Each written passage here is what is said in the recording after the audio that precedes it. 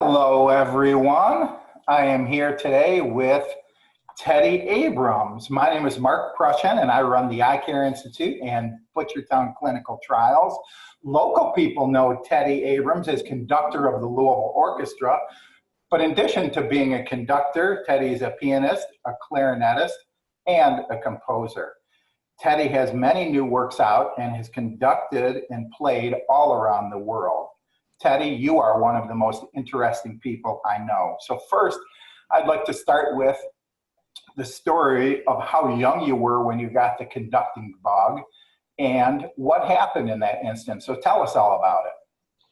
Well, I started conducting actually from a pretty early age, and most people obviously come to conducting later on. It's not something that I think a lot of orchestras want to just hand over the keys to with a young person. And also, it's a very hard thing to get into because there's no one way to actually become a conductor. It's kind of like if you asked, how do you become a CEO, or something kind of equivalent to that, or how would you become governor or president or something in any leadership role where there's not a clearly defined system. It's not like the military where you start in one position and go to the next and next and next. So every conductor has to kind of make it on their own and figure out how they're going to do this kind of work. And I was lucky because I actually saw my first orchestral concert when I was 9 years old. I'd never been to an orchestra concert before. And it was right then and there that I decided I wanted to be a conductor. So I actually decided it at an extremely early age. And I guess, most people who maybe have an experience with a profession like that. Maybe they see an astronaut and they want to become an astronaut or something along those lines. It could be a fleeting thing. But for me, it was persistent, and I was very fortunate. I actually found a few orchestras that would allow me to come up and conduct when I was about 9 and 10. Right after that, and I just couldn't get enough of it. And so I was very lucky growing up in San Francisco that I became close with the music director of the San Francisco Symphony, who was so generous with his time and his mentoring to actually give me the opportunity to start conducting really great orchestras when I was very young. And so I worked with him starting when I was about 12, and he brought me out to his training orchestra in Miami a number of times, pretty much every season, multiple times when I was 14, which is just unheard of to actually get the opportunity to do that from such an early age, and with musicians that were willing to let me try things out and make a ton of mistakes, because when you're conducting, it's not like you can practice it beforehand. You can study the scores, but you can't actually practice the interactions with the musicians until you have them there. So you have to really just understand that you're going to make a ton of mistakes and make a big fool of yourself a bunch of times, and that's the only way to learn. Thank you so much. So for those people who don't know, the name of that conductor Teddy wrote to at age 9 is Michael Tilson Thomas, and the orchestra in Florida is the New World Symphony Orchestra. You may have seen that on the Kennedy Center Honors that had Teddy included this past year. So what music do you have out that's right now, that's current, that you're promoting and so forth, for instance, with Jim James? Oh, well, that was our last album with the orchestra, the second album that we put out. We're very excited because the orchestra actually has a deal with Universal Music, which is pretty hard to come by these days as an orchestra to actually sign with a label. And we told our story of how the Louisville Orchestra was focusing on all kinds of collaborations, on working with lots of music that you wouldn't expect to see at an orchestra, on building relationships with non-classical musicians and giving them the platform of the orchestra, commissioning great composers alive today, really focusing on defining an orchestra as something that's a creative institution, not just playing the same music over and over and over again. And I think that our friends at Universal thought this was an amazing story, and we're signed to this label called Decca Gold. And my understanding, it's just us and the New York Philharmonic, and the only two orchestras on that label, which is pretty cool. So our most recent album was very, very special, particularly for Louisvillians, because it was a collaboration with Jim James, who was the lead singer of My Morning Jacket.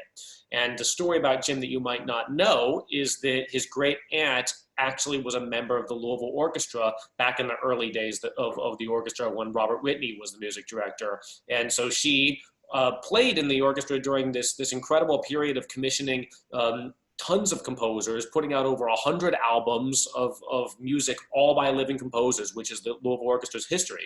So when Jim and I became friends, we started talking about a collaboration, and he felt this deep connection to the orchestra and wanted to do something and that really wouldn't just be the usual kind of orchestral collaboration, which is where a band plays in front and the strings play, slow notes in the background, sweeping kind of string sound. That's just what you hear all the time on records. We decided to go a totally different direction and write this piece as if it was, well, from the ground up, meant to be an orchestral collaboration. So there's no electric guitar. There's no drum kit that's in the front playing the whole time. There's no electric bass that's the main thing, and the orchestra backing it up. The orchestra is the entirety of the instrumentals, which is very, very unusual, and it creates this kind of epic soundtrack-like quality. Very cool. I've listened to it. And speaking of listening to it, the reason people are watching now is to hear you play. So Teddy, will you play for us? Yes, I'll play a tune or two, and I don't know how much you want to hear, but here's a song that I wrote. This is here at my home, where everybody is, I guess, these days, and at my piano. Which I will just say one thing, that this note, this high A, is getting more and more out of tune, and this doesn't seem like the ideal time to call a piano tuner. So just like hair and everything else that we're waiting on, piano tuning is also in that same category. So just forgive that one note. The rest of the piano is okay, as you can hear. Okay, here. This is a piece called Actuality.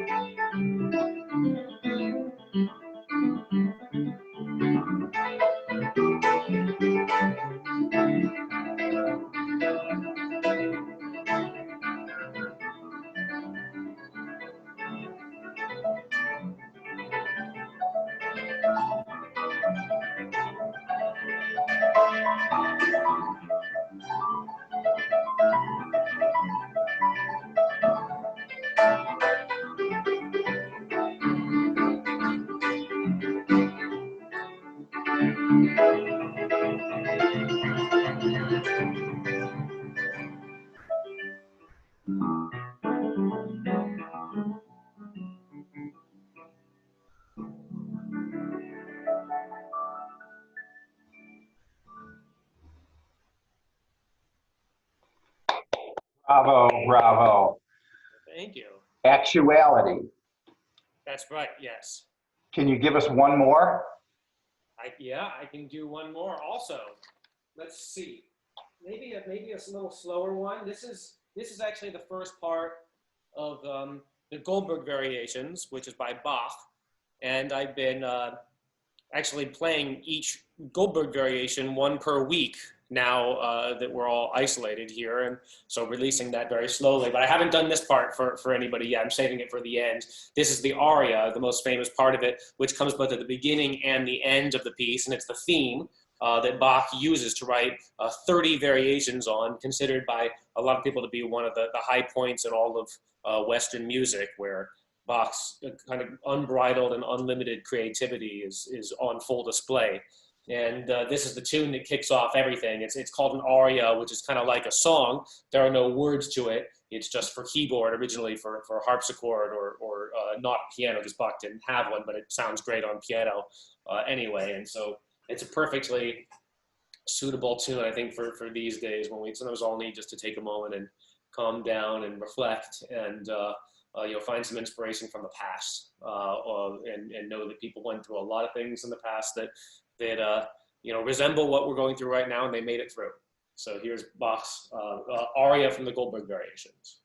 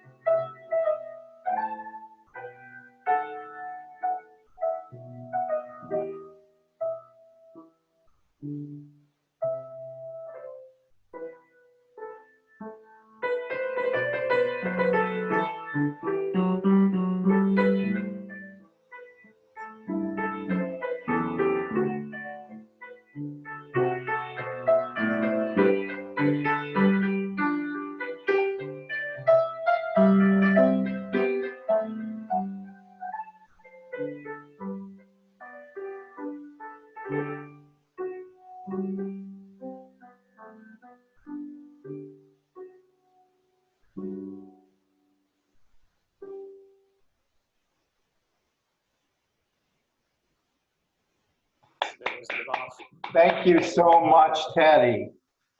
An aria by Bach. Teddy Abrams, you are a Louisville treasure and add so much richness to our life. Teddy Abrams is conductor of the Louisville Orchestra, and you can find out more about Teddy Abrams at teddyabrams.com. Thanks for being here with us today. We really appreciate it. Well, thank you, Mark, and I'm happily wearing some great glasses from the Eye Care Institute exclusively. So I'm pliant and glad to share some music with you all today, and hope that you're all staying safe and healthy, and we're going to get through this together. I know it. Thank you so much. Take care, Teddy. Bye-bye. You too. Bye.